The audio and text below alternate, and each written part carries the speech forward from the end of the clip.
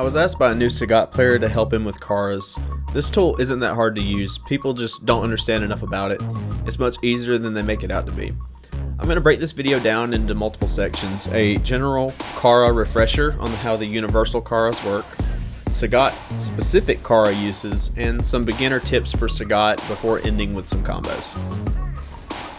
Before we get into specifics, I want to state that Sagat's Kara cancels are technically just delayed cancels on a move that doesn't have to hit, as opposed to more traditional Kara cancels.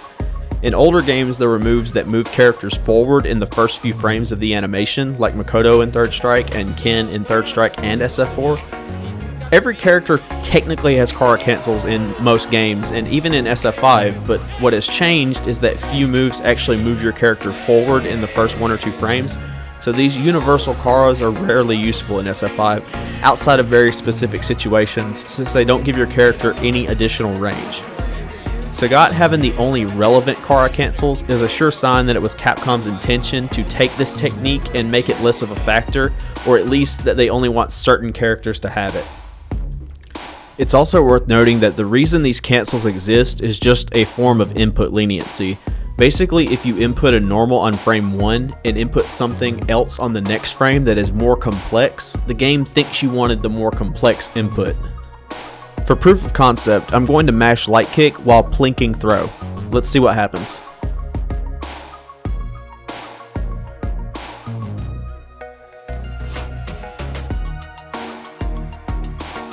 That wasn't very helpful. Let's slow down the footage, but watch Sagat's left foot during the slowdown.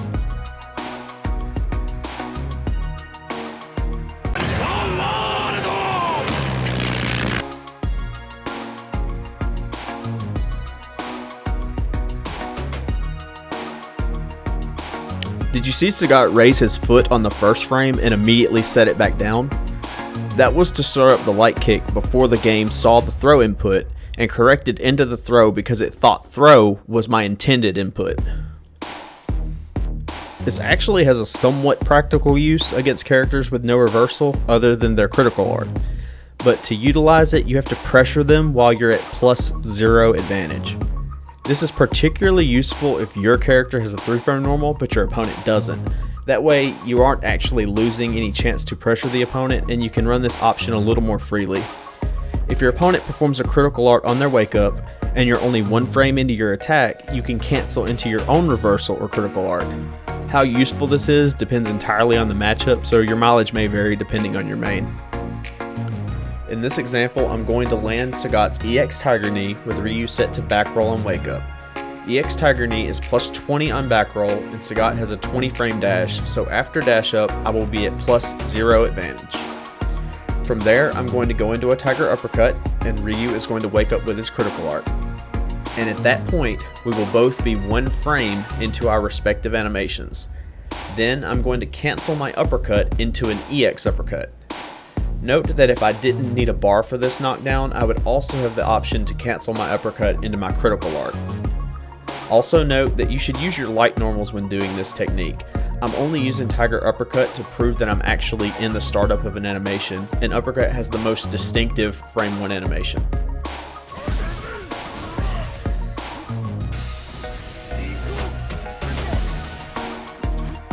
With that out of the way, let's get to the actual useful information. Sagat's Kara normals are his low and high step kicks, and they have different uses. These differ from traditional Karas as the window to cancel them is later in the startup frames as opposed to in the first few frames. The low step kick travels farther, and the cancel window is later in the animation than the high step kick. This makes it worse as an anti-air as it's so much slower, but better as a spacing tool for your fireball. The cancel window is so late, I can take my hand off the stick entirely and still cancel it into a fireball. This is the lazy Kara in a lot of scenarios. It's easier than the high step kick Kara in every category, but also worse. To my knowledge, every combo this version works in, the high step kick Kara also works, but the high step Kara works in scenarios that the low step Kara doesn't, so you're better off getting consistent with the high step Kara cancels and only using this one for fireball spacing. For proof of concept, here's a common scenario where you need a Kara to optimize your punish.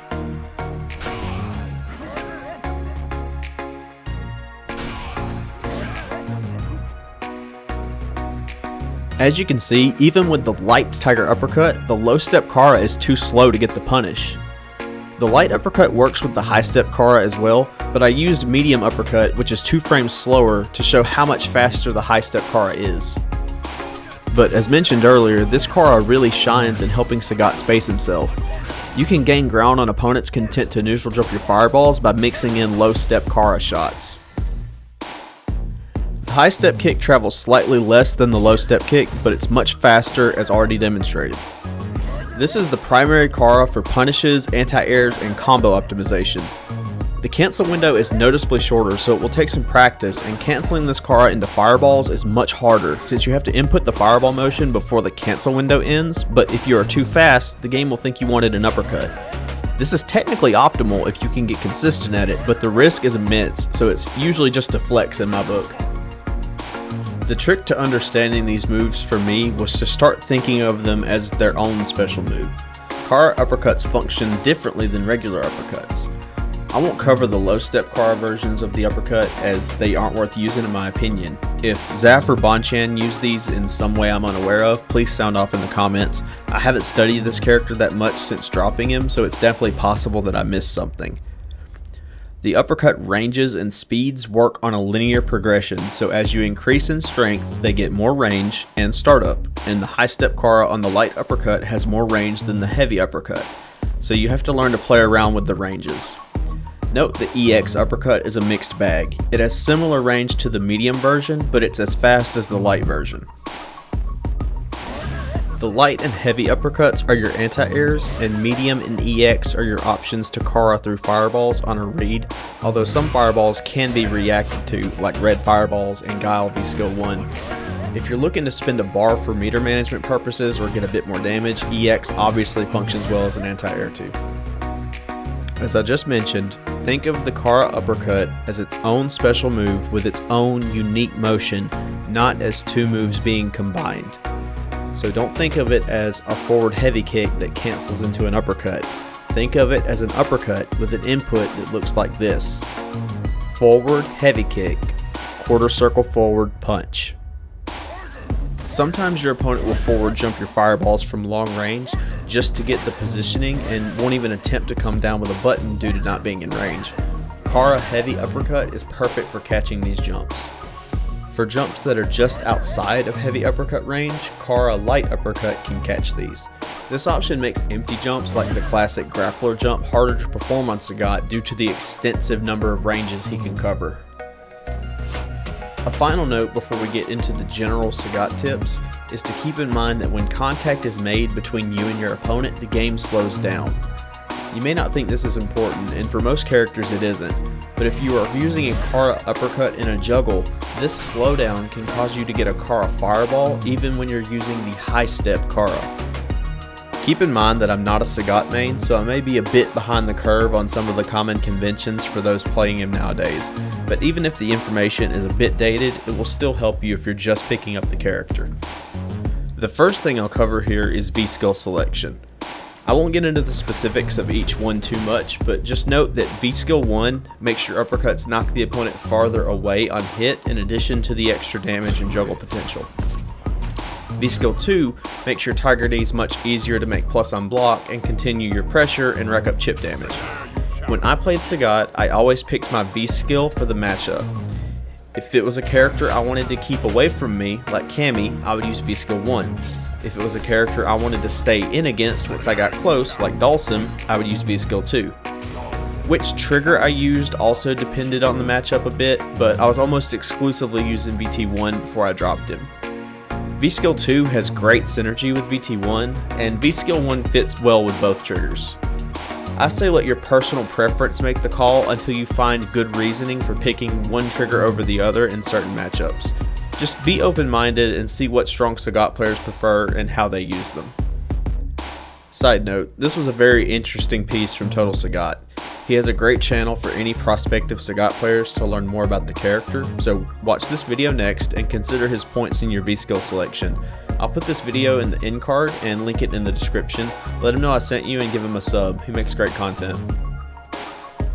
The The next tip I'll cover is high tiger shots. You probably know the high tigers can be ducked but are more plus unblocked, so they're much easier to get away with and keep your opponents out with. When new Sagat players tell me they don't like using high shots because they can be ducked, I get very confused. That's like saying you don't use overheads because the opponent could stand block. Just because the way around something is obvious doesn't mean it's a debilitating weakness, and this in fact works in Sagat's favor in some ways. Because outside of Guile players, if your opponent is crouching to duck a fireball, then they aren't advancing on you.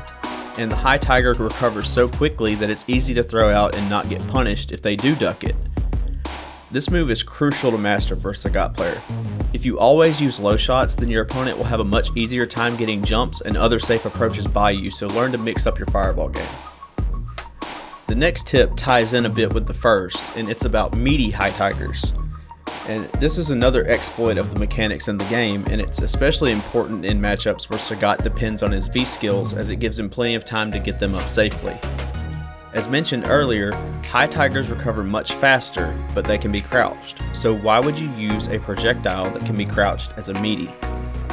Well, the game actually considers your character as standing even while crouching in some scenarios, and frame 1 of your wake up is one of these situations. And because we are using a projectile with 3 variable speeds as our meaty, we can easily find a setup that covers both knockdowns and give us enough time to safely stock our V skill. I'll demonstrate one of these with Ryu set to use his EX Fireball on guard recovery. If this is safe against Ryu's EX Fireball, it should be safe against most of his options, as I believe this is his fastest move that could reach us at this spacing.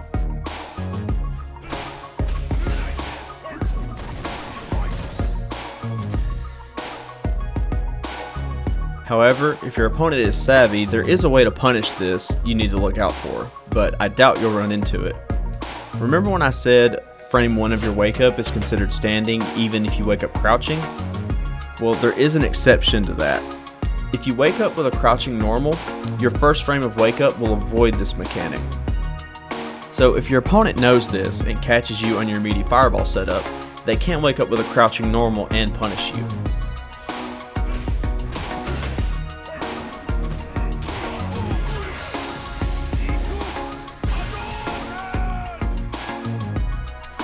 Funny story, I had a punish ready for this scenario, but no one ever had the tech to punish my meaty high tiger shots. So if you ever pull this off in a live match, clip it and tag me on Twitter.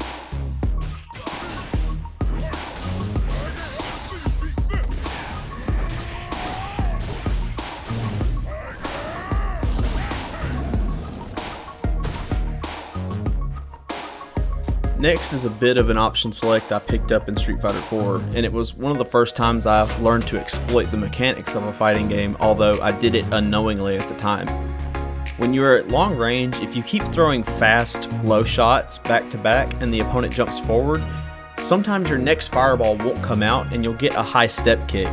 This is because your last fireball will just barely be considered still on screen, and the game won't allow you to throw another fireball, and you won't have the right inputs for a tiger knee, so the game gives you the only input it can, being a high step kick. And a lot of times this will line up perfectly to anti-air your opponent and allow follow-ups in either game. My friends would give me props for having the read on when they wanted to jump or having a godlike reaction, but the game was just rewarding me for not knowing what I was doing. But I eventually figured out what was happening. I just wanted to keep spamming fireballs.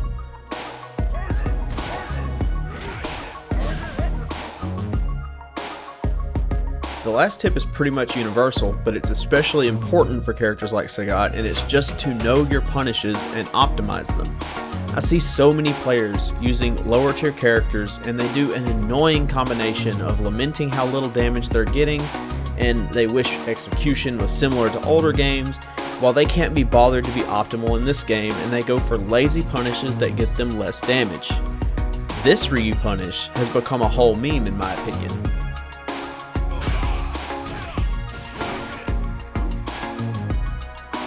Compare that to another meterless option that is just as easy and only requires a slight micro walk.